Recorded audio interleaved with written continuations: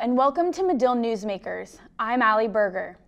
Over the course of the next half hour, we're going to focus on sexual assault allegations involving college athletes. Over the last few years, high-profile schools making headlines have included Baylor, Florida State, and Vanderbilt, to name a few. These schools, and others that have been in the media, were contacted for this show, but were either not able to be reached or declined to comment. According to the National Sexual Violence Resource Center, 1 in 5 women is sexually assaulted while in college, and 80% of cases are not reported. College athletes are more likely than other students to commit and be charged with sexual assault. One study, published in the Journal of Sport and Social Issues, found that although athletes make up only a little more than 3% of all male college students, they account for 19% of those accused of sexual assault. Clearly, male athletes are not the only ones involved in sexual assault cases on college campuses, but they are overrepresented in the data. We will discuss what institutions outside of universities and athletic departments are doing to help or hinder change. We'll begin with a more broad look at governmental policies surrounding the reporting and handling of sexual assault cases. Specifically, how will the Trump administration affect Title IX policies? Then later, we'll zoom in on the media's coverage of these cases and how it affects sports culture. My first guest is Lester Munson. Lester is a writer and reporter at ESPN and ESPN.com, as well as a lawyer. He has spent over 2 decades reporting on sexual assault cases, court decisions, and government actions in the sports industry.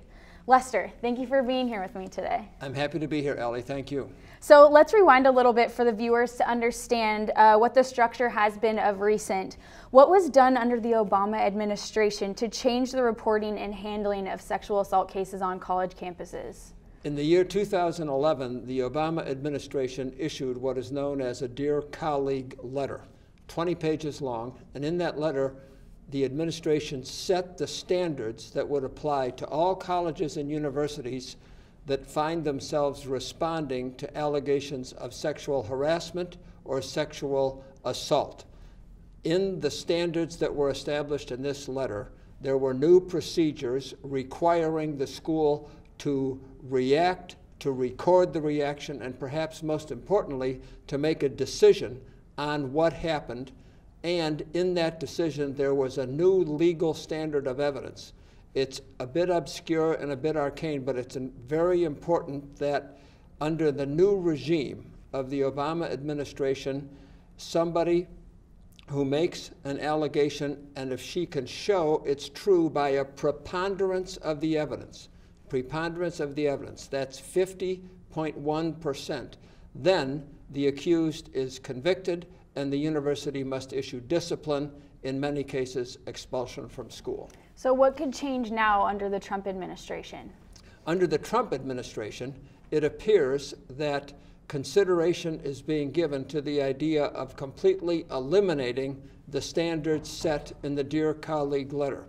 In the Republican platform that was adopted in Cleveland last summer, it is stated that these cases should be in court and not decided, quote unquote, in faculty lounges. So that platform, if Trump and Secretary of Education Betsy DeVos follow that platform, then they are doing a complete reversal of what the Obama administration did, and the universities and the colleges will be able to wait for the courts to take action. If the courts take no action, then the victim would have no recourse. Nothing would have been done for her. It's really a very threatening situation. How do you think the universities will respond? If the Trump administration eliminates the Dear Colleague letter standards, many universities will proceed under exactly what the Obama administration wanted. They will maintain the standards. I think there's been an acceptance on many campuses that this is the proper and appropriate way to proceed. On the other hand, an outlaw football program that has a star player who's accused now could find a way to push that aside, to sweep it under the rug, and they could do it with impunity. Nobody would get in any trouble for it, and they would do the kinds of things that were being done before President Obama changed the rules in 2011. I know you've been doing some reporting recently. What do you think the likelihood is that this Dear Colleague letter will be repealed? We don't really know yet. I have tried mightily to connect with Secretary DeVos, with people in her group. No one is talking about this. The only thing they will say is that they share the Obama administration's concern for the safety of students on college campuses. That doesn't tell us anything.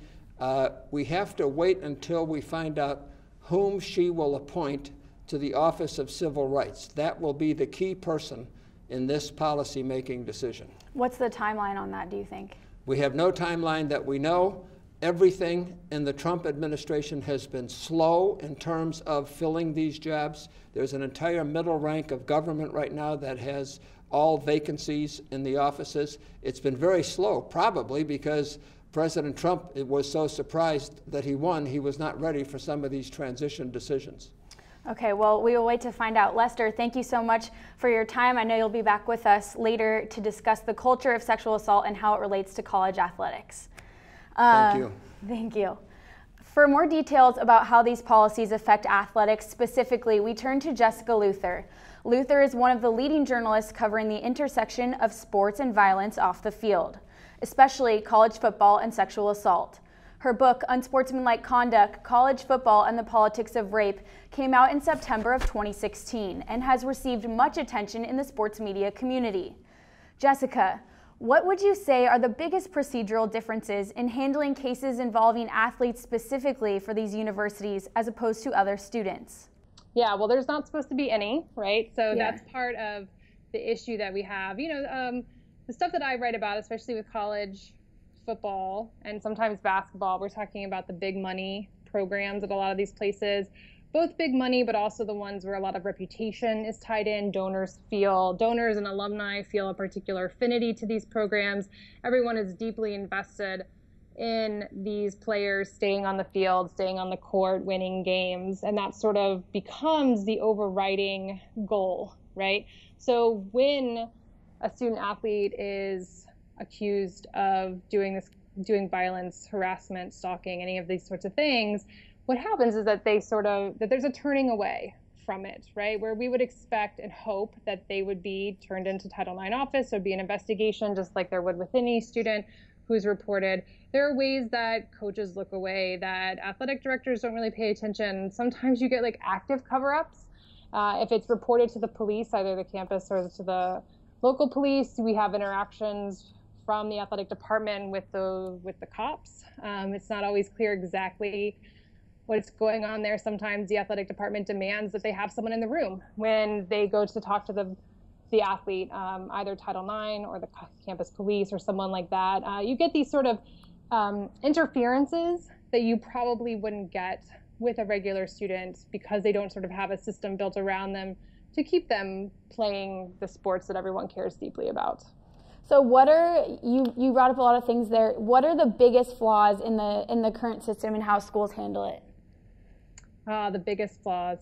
I think the biggest thing that is an issue right now is that there is no transparency. And I feel like this is the thing that really gets everyone all the time. Like, we don't really have a sense of what's happening. Most of the time, we don't really understand either on the prevention side, what programs are doing to prevent these things from happening, and also the response side. One of the examples I give is that if a player gets suspended, indefinitely suspended, even expelled sometimes, or kicked out, dismissed off the team, they'll give a really vague thing like violated team rules, right?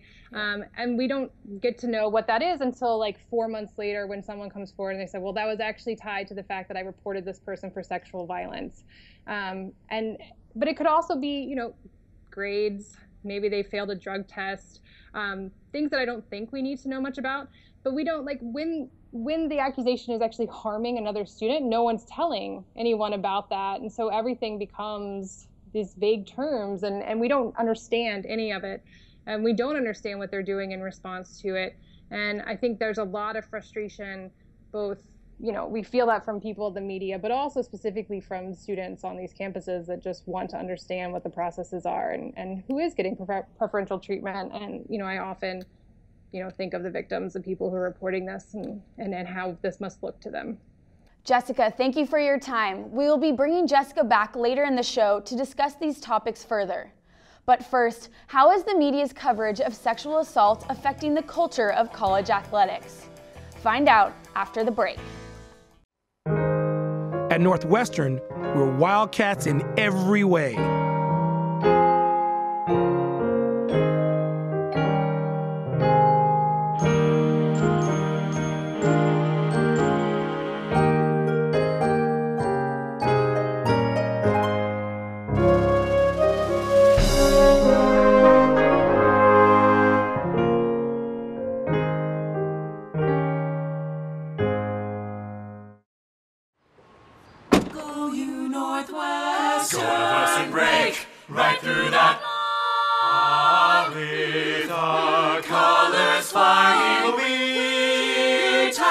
Cheer you all to go. Go you Northwestern, fight for victory, sweet victory, spread for the fame of our fair name, and go Northwestern, win that game. Go Cats! Welcome back. We are joined again by Lester Munson to discuss the culture of college athletics and its connection to sexual assault. Lester, thank you for joining us again. How would you characterize the relationship between sexual assault and college athletics?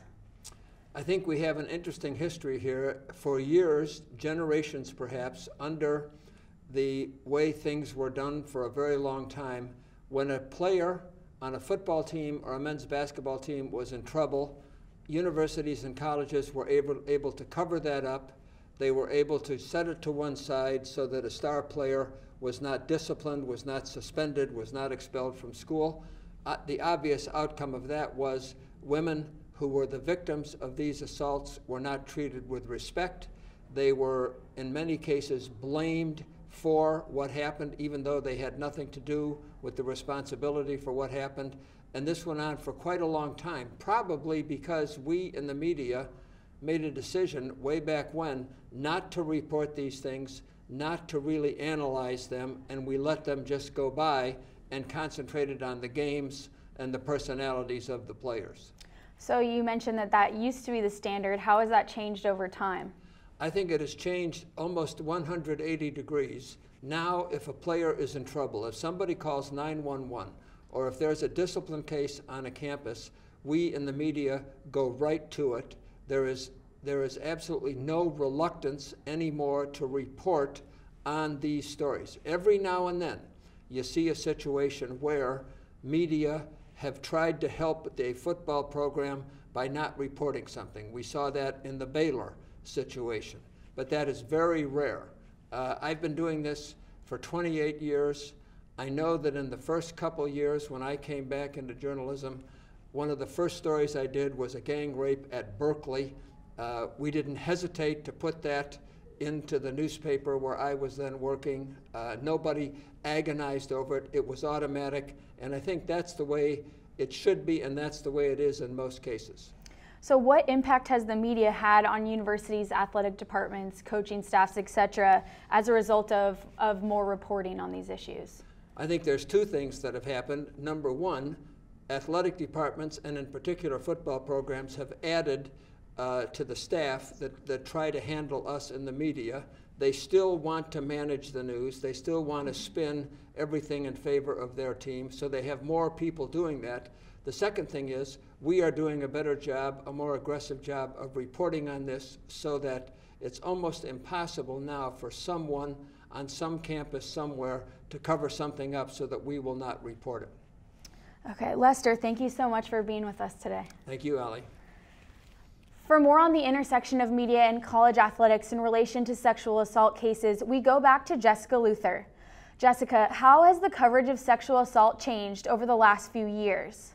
Yeah, it's gotten better most of the time. Okay. I do feel optimistic on this end.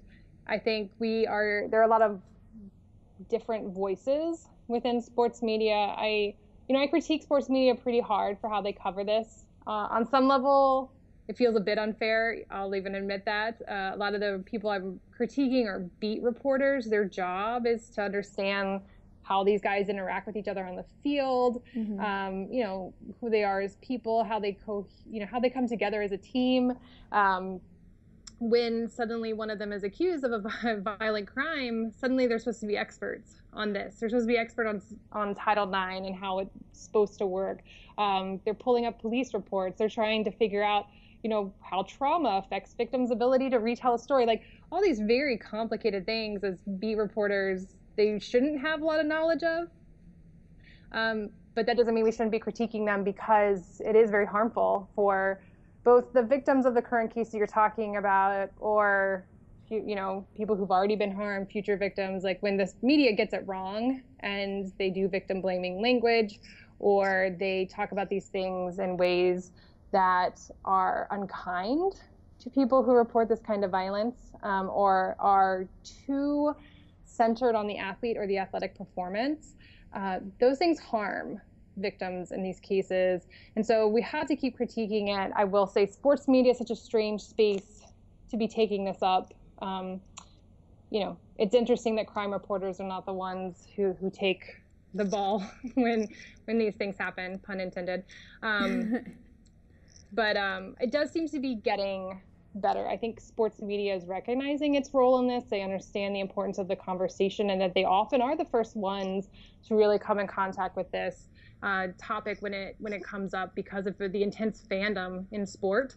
So, you know, I get beat reporters who call me, who talk to me about how they should be handling this, who they should be talking to, you know, get a better grip on what Title IX is and what to expect in that process. Those sorts of things, that gives me hope. And so it seems to be getting better, and I'm going to be optimistic. So what impact do you think that the media has had on universities, athletic departments, coaching staffs, etc., with more coverage of these types of issues? Oh, well, I mean, I think it's when I talk about my frustration with transparency, I mean, the media has really forced a lot of coaches, athletic departments, university administrators to answer questions they didn't want to answer.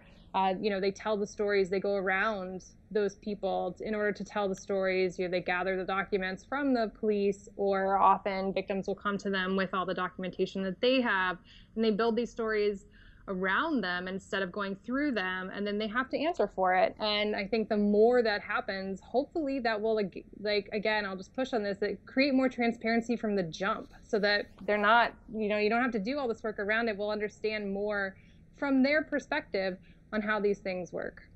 So I know that you talk a lot in your book about the recruiting of athletes and starting the culture early.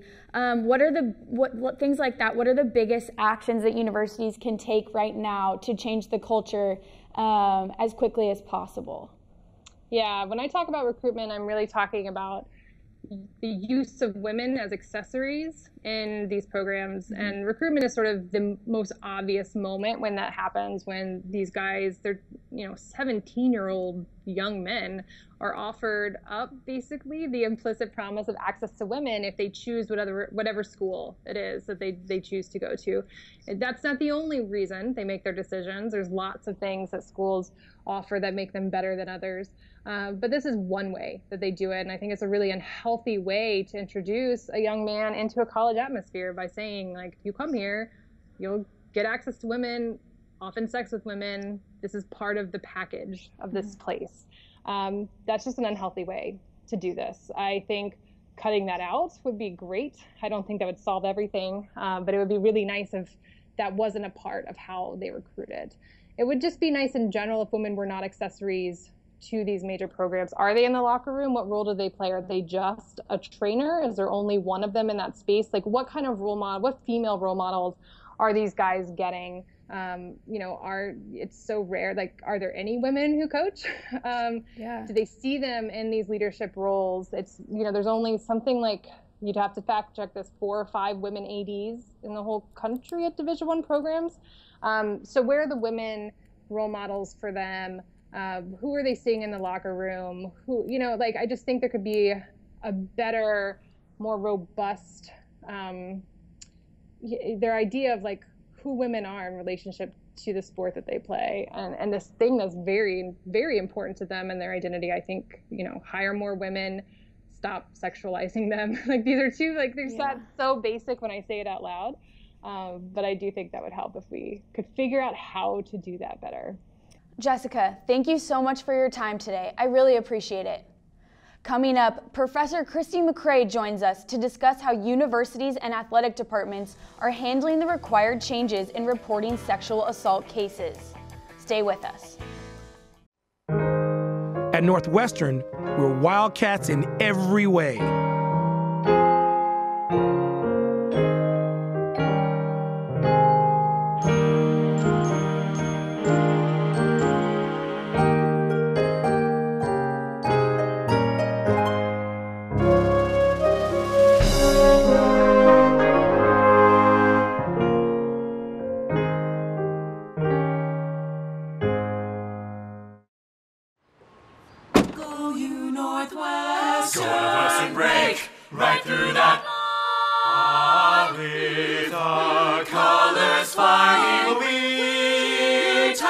Cheer you all the go. Go you Northwestern, fight for victory, sweet victory, for the fame of our fair name, and go Northwestern, win that game. Go Cats! Welcome back. Joining me over Skype is Christy McCrae, an assistant professor at Otterbein University in Ohio.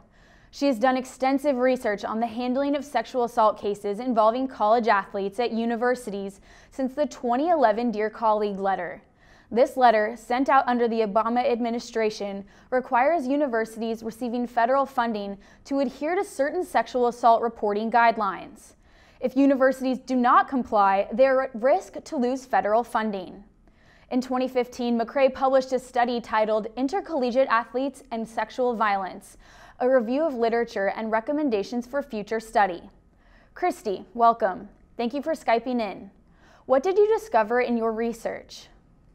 Basically, I looked at all of the research that's been done on particularly male student athletes or intercollegiate athletes as perpetrators of sexual assault.